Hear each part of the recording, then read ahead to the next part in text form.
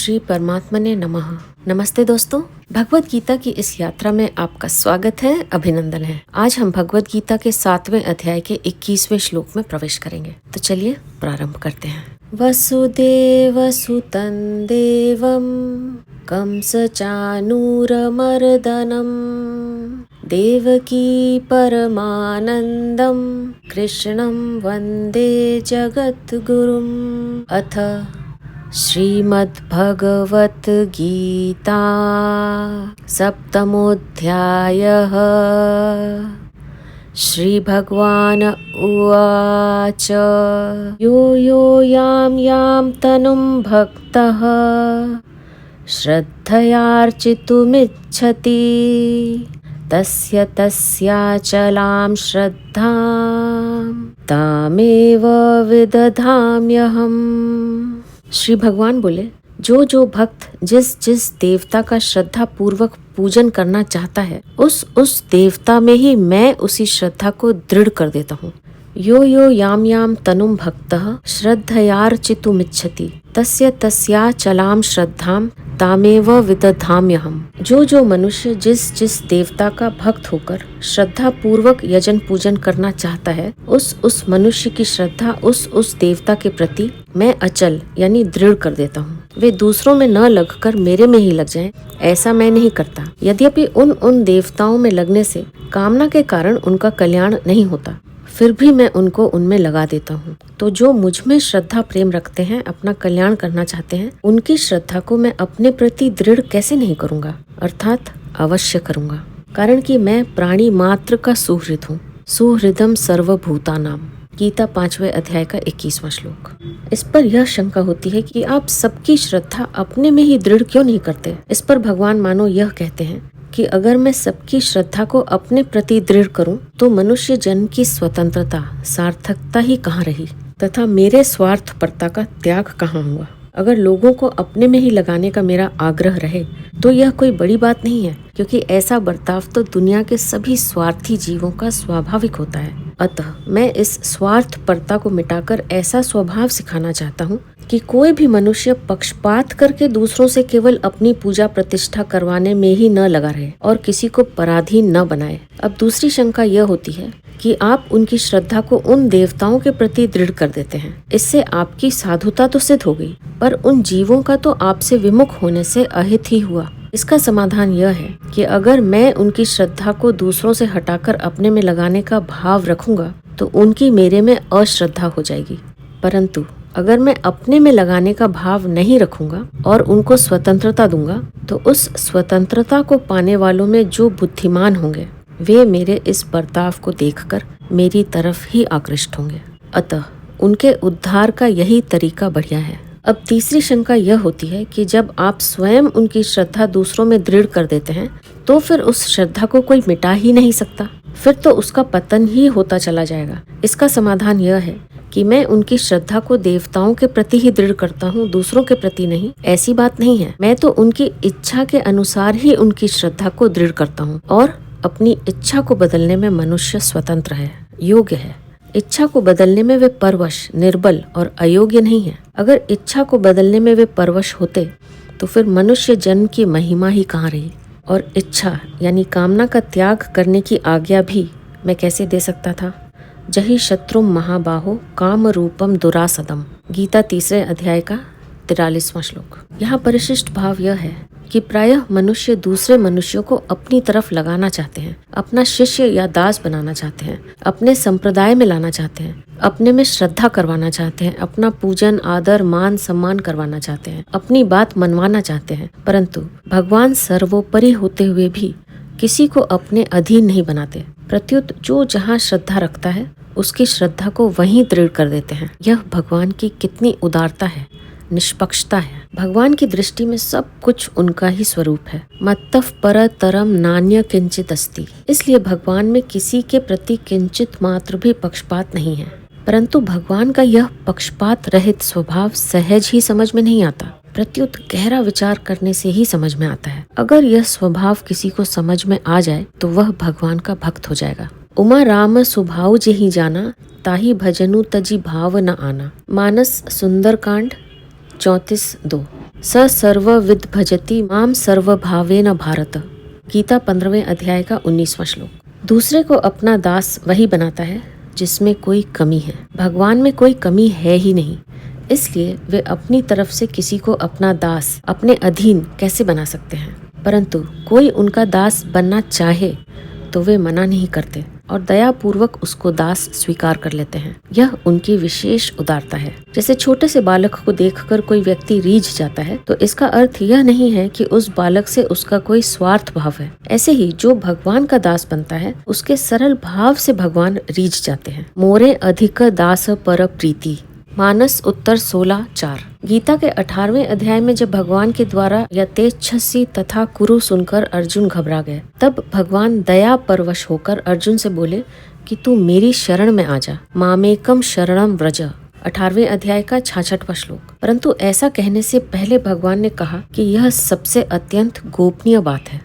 18वें अध्याय का 64वां श्लोक। और बाद में भी कहा कि इसे हर किसी को मत कहना। 18वें अध्याय का 67वां श्लोक। इससे सिद्ध होता है कि दूसरे को अपना दास बनाने की नियत न होने पर भी अगर कोई दूसरा सहारा न मिलने पर मनुष्य घबरा जाए और उनका दास बनना चाहे, तो भगवान दया परवश होकर उसको स्वीकार कर लेते हैं। तात्पर्य यह हुआ कि जो किसी देवता पर श्रद्धा रखता है, उसकी श्रद्धा को भगवान उस देवता में दृढ़ कर देते हैं, और जो भगवान पर श्रद्धा रखता है, उसकी श्रद्धा को भगवान अपने में दृढ़ कर दें, इसमें संदेह ही क्या है। कारण कि भगवान की दृष्टि भक्त के हित के लिए ही होती है, अपने स्वार्थ के लिए नहीं।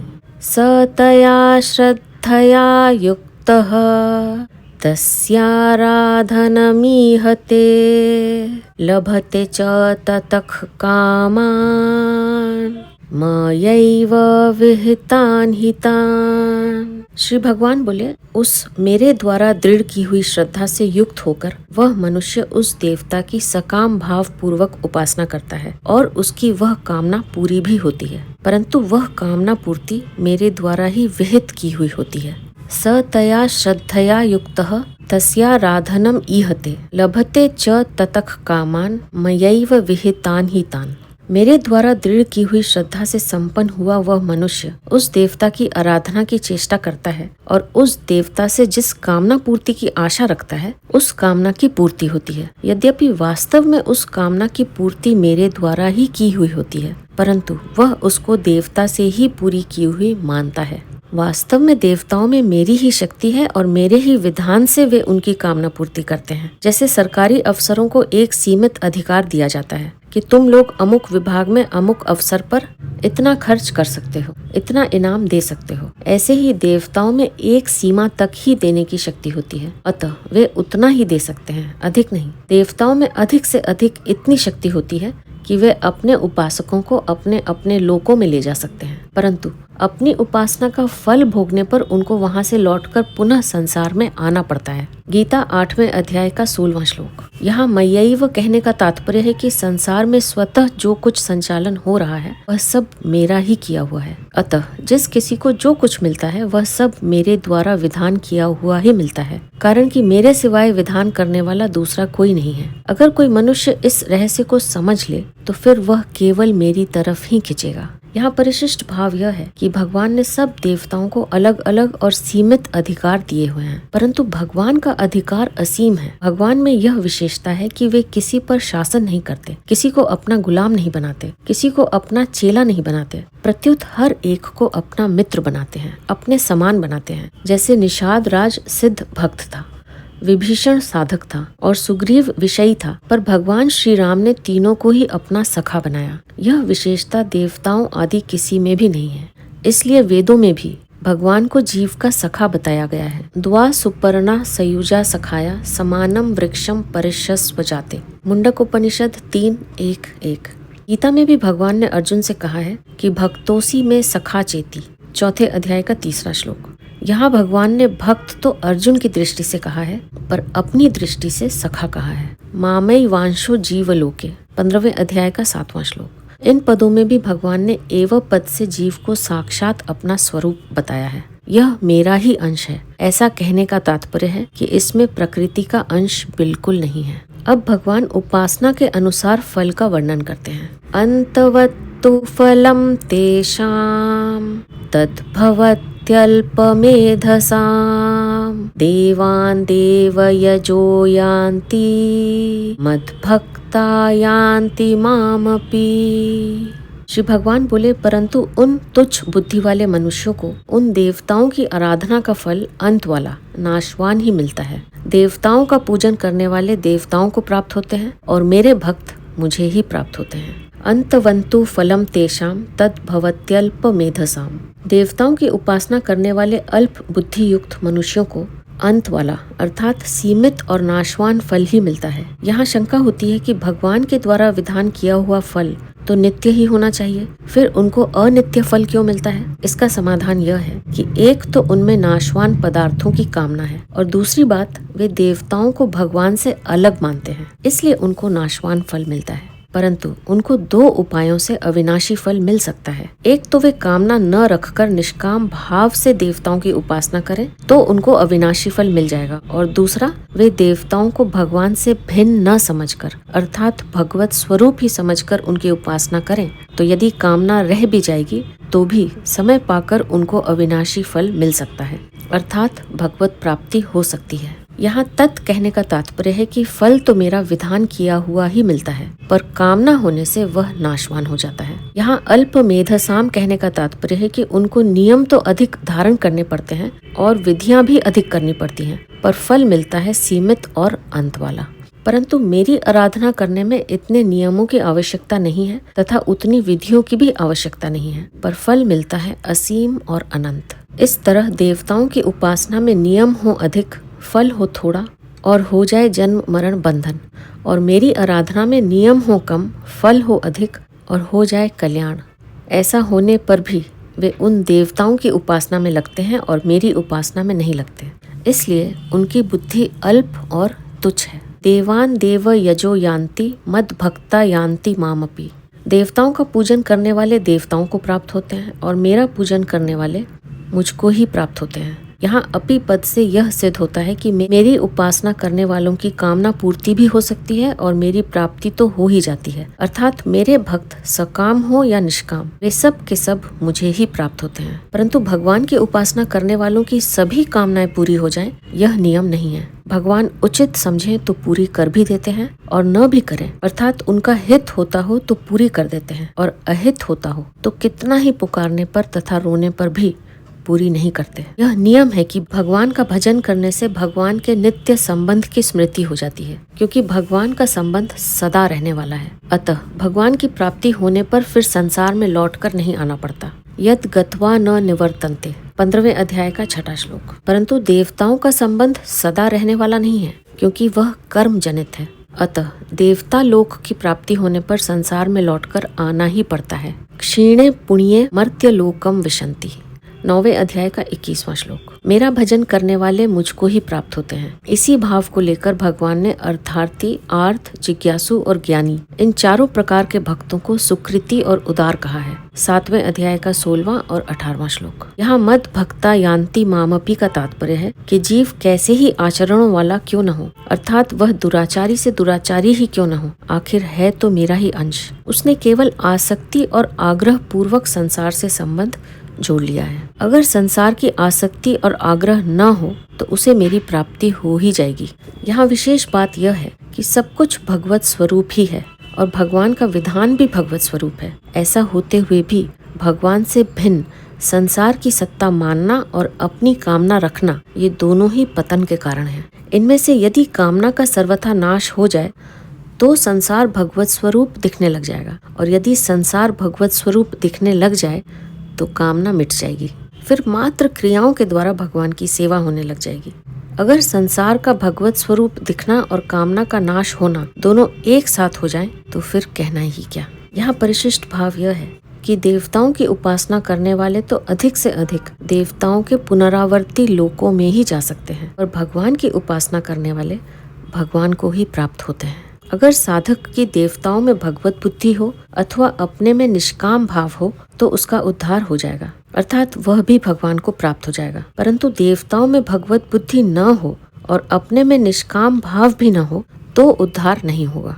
देवताओं की उपासना का दोष यह है कि उसका फल अंत वाला अर्थात नाशवान होता है, क्योंकि देवता खुद भी सीमित अधिकार वाले होते हैं। अतः जो भगवान को छोड़कर अन्य देवताओं की उपासना करते हैं वे अल्प बुद्धि वाले हैं। यदि वे अल्प बुद्धि वाले न होते तो नाशवान फल देने वाले देवताओं की उपासना क्यों करते? भगवान की ही उपासना करते अथवा देवताओं में भगवत बुद्धि रखते। भगवान की उपासना तो बड़ी सुगम है। उसमें विधि की, नियम की, परिश्रम की आवश्यकता नहीं है। उसमें तो केवल भाव की प्रधानता है। परंतु देवताओं की उपासना में क्रिया, विधि और पदार्थ की प्रधानता है। मनुष्य को संसार की कितनी ही विद्याओं का, कला कौशल आदि का ज्ञान हो जाए तो भी वह अल्प मेधा यानी तुच्छ बुद्धि वाला ही होगा। वह ज्ञान वास्तव में अज्ञान को दृढ़ करने वाला है। परंतु जिसने भगवान को जान लिया उसको किसी सांसारिक विद्या, कला कौशल आदि का ज्ञान न होने पर भी वह सर्वविद यानी सब कुछ जानने वाला है। गीता 15वें अध्याय का 19वां श्लोक। यद्यपि देवताओं की उपासना का फल सीमित और अंत वाला होता है, फिर भी मनुष्य उसमें क्यों उलझ जाते हैं, भगवान में क्यों नहीं लगते? इसका उत्तर भगवान आगे के श्लोक में देते हैं। अव्यक्तम व्यक्तिमापन्नम मन्यन्ते माम बुद्ध्यः परं भावम् अजानन्तो ममाव्ययम् अनुत्तमम्। श्री भगवान बोले, बुद्धिहीन मनुष्य मेरे परम अविनाशी और सर्वश्रेष्ठ भाव को न जानते हुए अव्यक्त मन इंद्रियों से परे मुझ सच्चिदानंद घन परमात्मा को मनुष्य की तरह शरीर धारण करने वाला मानते हैं। अव्यक्तम व्यक्तिमापन्नम मन्यन्ते माम बुद्ध्यः परम भावम अजानन्तो ममाव्ययम् अनुत्तमम्। जो मनुष्य निर्बुद्धि हैं और जिनकी मेरे में श्रद्धा भक्ति नहीं है, वे अल्प मेधा के कारण अर्थात समझ की कमी के कारण मुझे साधारण मनुष्य की तरह अव्यक्त से व्यक्त होने वाला अर्थात जन्मने मरने वाला मानते हैं। मेरा जो अविनाशी अव्यय भाव है अर्थात जिससे बढ़कर दूसरा कोई हो ही नहीं सकता और जो देश काल वस्तु व्यक्ति आदि में परिपूर्ण रहता हुआ इन सबसे अतीत सदा एक रूप रहने वाला निर्मल और असंबद्ध है, ऐसे मेरे अविनाशी भाव को वे नहीं जानते और मेरा अवतार लेने का जो तत्व है उसको नहीं जानते। इसलिए वे मुझे साधारण मनुष्य मानकर मेरी उपासना नहीं करते, प्रत्युत देवताओं की उपासना करते हैं। अबुद्ध्यः पद का यह अर्थ नहीं है कि उनमें बुद्धि का अभाव है, प्रत्युत बुद्धि में विवेक रहते हुए भी, संसार को उत्पत्ति विनाशशील जानते हुए भी इसे मानते नहीं। यही उनमें बुद्धि रहितपना है, मूढ़ता है। दूसरा भाव यह है कि कामना को कोई रख नहीं सकता, कामना रह नहीं सकती, क्योंकि कामना पहले नहीं थी और कामना पूर्ति के बाद भी नहीं रहेगी। वास्तव में कामना की सत्ता ही नहीं है, फिर भी उसका त्याग नहीं कर सकते। यही अबुद्धिपना है। मेरे स्वरूप को न जानने से वे अन्य देवताओं की उपासना में लग गए और उत्पत्ति विनाशशील पदार्थों की कामनाओं में लग जाने से वे बुद्धिहीन मनुष्य मुझसे विमुख हो गए। यद्यपि वे मुझसे अलग नहीं हो सकते तथा मैं भी उनसे अलग नहीं हो सकता, तथापि कामना के कारण ज्ञान ढक जाने से वे देवताओं की तरफ खिंच जाते हैं। अगर वे मुझे जान जाते तो फिर केवल मेरा ही भजन करते। यहाँ 3 बातें समझने की हैं। एक तो बुद्धिमान मनुष्य वे होते हैं जो भगवान के शरण होते हैं, वे भगवान को ही सर्वोपरि मानते हैं। अल्प मेधा वे मनुष्य होते हैं जो देवताओं के शरण होते हैं, वे देवताओं को अपने से बड़ा मानते हैं, जिससे उनमें थोड़ी नम्रता सरलता रहती है।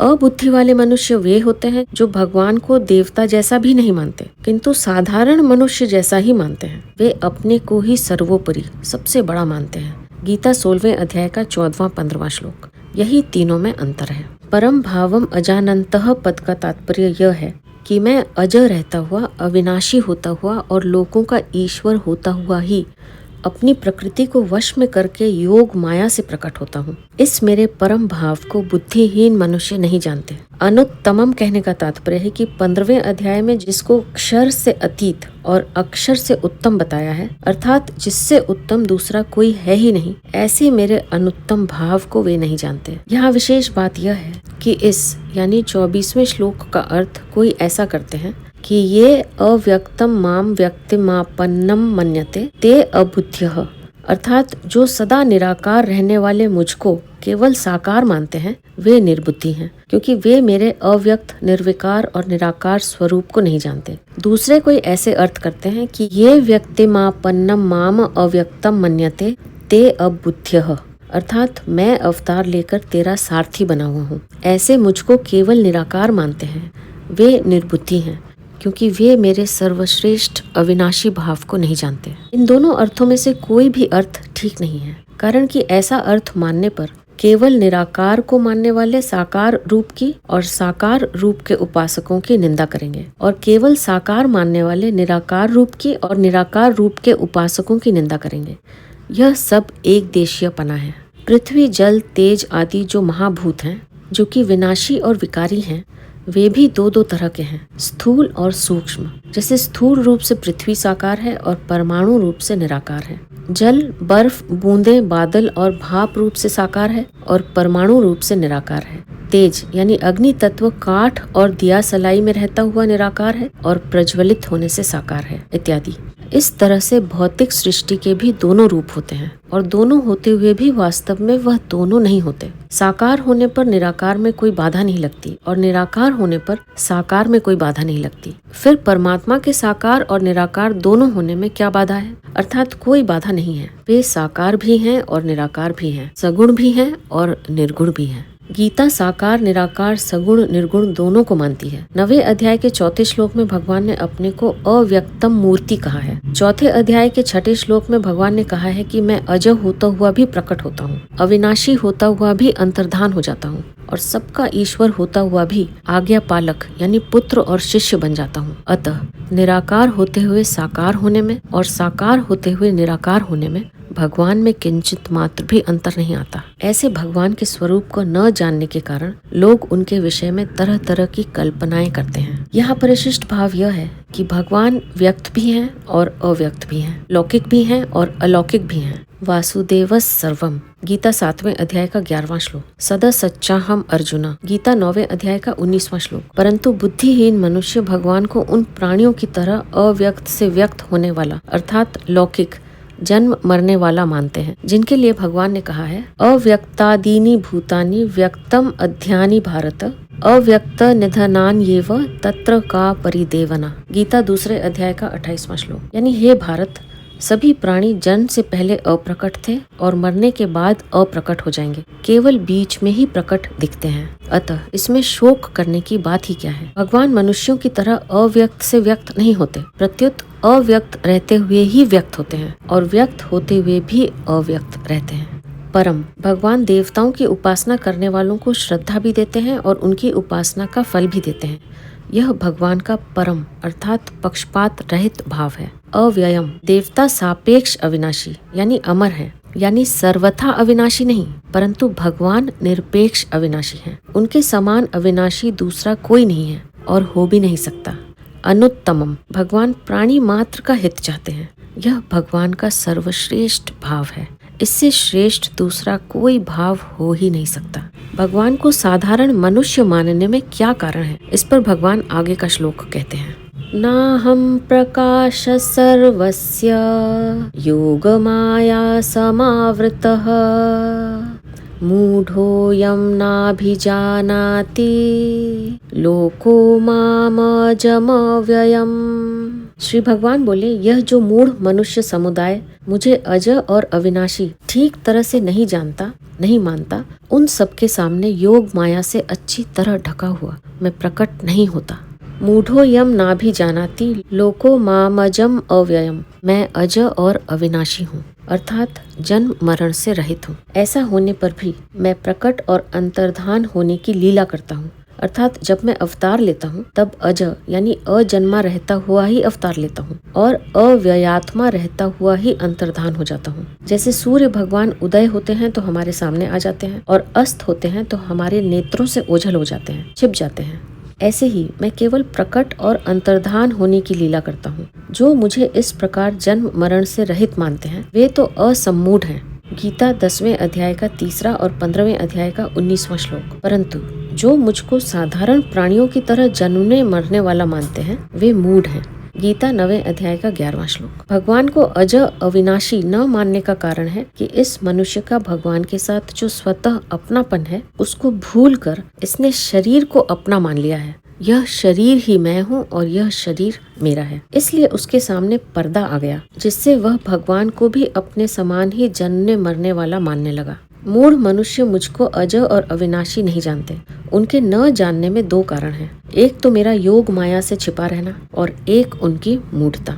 जैसे किसी शहर में किसी का एक घर है और वह अपने घर में बंद है, तथा शहर के सब घर शहर की चार दीवारी यानी परकोटे में बंद है। अगर वह मनुष्य बाहर निकलना चाहे तो अपने घर से बाहर निकल सकता है, पर शहर की चार दीवारी से निकलना उसके हाथ की बात नहीं है। हाँ, यदि उस शहर का राजा चाहे तो वह चार दीवारी का दरवाजा भी खोल सकता है और उसके घर का दरवाजा भी खोल सकता है। अगर वह मनुष्य अपने घर का दरवाजा नहीं खोल सकता तो राजा उस दरवाजे को तोड़ भी सकता है। ऐसे ही यह प्राणी अपनी मूर्ता को दूर करके अपने नित्य स्वरूप को जान सकता है, परंतु सर्वथा भगवत्ता का बोध तो भगवान की कृपा से ही हो सकता है। भगवान जिसको जनाना चाहे वही उनको जान सकता है। सोई जानई जेहि देहु जनाई, मानस 2:127-2।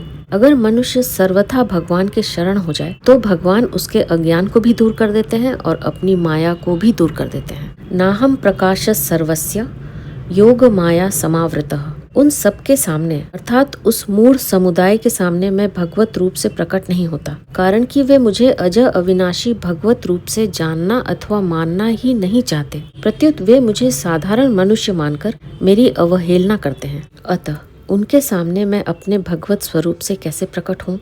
तात्पर्य है कि जो मुझे अजर अविनाशी नहीं मानते, प्रत्युत मुझे जन्मने मरने वाला मानते हैं, उनके सामने मैं अपनी योग माया में छिपा रहता हूँ और सामान्य मनुष्य जैसा ही रहता हूँ। परंतु जो मुझे अजर अविनाशी और संपूर्ण प्राणियों का ईश्वर मानते हैं, मुझ में श्रद्धा विश्वास रखते हैं, उनके भावों के अनुसार मैं उनके सामने प्रकट रहता हूँ। भगवान की योग माया विचित्र, विलक्षण, अलौकिक है। मनुष्यों का भगवान के प्रति जैसा भाव होता है उसके अनुसार ही वे योग माया समावृत भगवान को देखते हैं। यहाँ भगवान ने कहा है कि जो मुझे अजर अविनाशी नहीं जानते वे मूढ़ हैं, और 10वें अध्याय के दूसरे श्लोक में कहा है कि देवता और महर्षि मेरे प्रभाव को नहीं जानते। इस पर शंका होती है कि भगवान को अजर अविनाशी नहीं जानना और उनके प्रभाव को नहीं जानना, ये दोनों बातें तो एक ही हो गयी, परंतु यहाँ न जानने वालों को मूढ़ बताया है और वहाँ देवता और महर्षि को मूढ़ नहीं बताया है। ऐसा क्यों? इसका समाधान यह है कि भगवान के प्रभाव को अर्थात प्रकट होने को न जानना दोष नहीं है, क्योंकि वहाँ भगवान ने स्वयं कहा है कि मैं सब तरह से देवताओं और महर्षियों का आदि हूँ। जैसे बालक अपने पिता के जन्म को कैसे देख सकता है, क्योंकि वह उस समय पैदा ही नहीं हुआ था, वह तो पिता से पैदा हुआ है, अतः उसका पिता के जन्म को न जानना दोषी नहीं है। ऐसे ही भगवान के प्रकट होने के हेतुओं को पूरा न जानना देवताओं और महर्षियों के लिए कोई दोषी नहीं है। भगवान के प्रकट होने को कोई सर्वथा जान ही नहीं सकता, इसलिए वहाँ देवताओं और महर्षियों को मूढ़ नहीं बताया है। मनुष्य भगवान को अजर अविनाशी जान सकते हैं अर्थात मान सकते हैं। अगर वे भगवान को अजर अविनाशी नहीं मानते हैं तो यह उनका दोष है, इसलिए उनको यहाँ मूढ़ कहा गया है। यहाँ परिशिष्ट भाव यह है कि जो बुद्धिहीन मनुष्य भगवान को नहीं मानते, भगवान अवतार काल में सबके सामने प्रकट होते हुए भी उनके सामने प्रकट नहीं होते। ये यथा माम प्रपद्यन्ते ताम्स तथैव भजाम्यहम्। गीता 4 अध्याय का 11वां श्लोक। वास्तव में भगवान अप्रकट रहना चाहते नहीं, पर जो उनको नहीं मानते उनके सामने वे कैसे प्रकट हों। अवतार काल में भगवान लौकिक रूप से दिखने पर भी वास्तव में सदा अलौकिक ही रहते हैं, परंतु राग द्वेष के कारण अज्ञानी मनुष्यों को भगवान लौकिक दिखते हैं, अर्थात भगवान रूप से न दिखकर मनुष्य रूप से दिखते हैं। जो भगवान को अजर अविनाशी नहीं मानते उनके ही सामने माया का पर्दा रहता है, पर भगवान के सामने वह पर्दा नहीं रहता। भगवान इसका वर्णन आगे के श्लोक में करते हैं, जिन्हें लेकर हम अपनी अगली प्रस्तुति में फिर उपस्थित होंगे। अब मैं आपसे आज्ञा लूंगी। आप अपना ध्यान रखिए, हमेशा खुश रहिए, मुस्कुराते रहिए। आपका बहुत बहुत धन्यवाद। ओम श्री परमात्मने नमः।